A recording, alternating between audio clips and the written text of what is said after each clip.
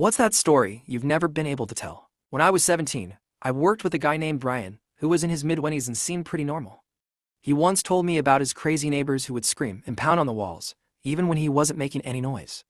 I didn't pay much attention, just wanting to go home. A few days later, Brian stopped showing up. A month or two later, he returned and said he'd been fired because he'd been in the hospital.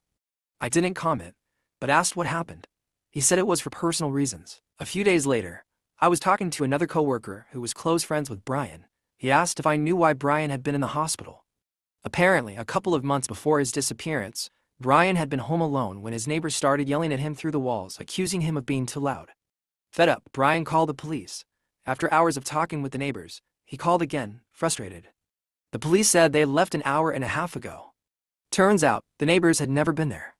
Brian was schizophrenic and had been hearing voices. He spent a month in a mental hospital.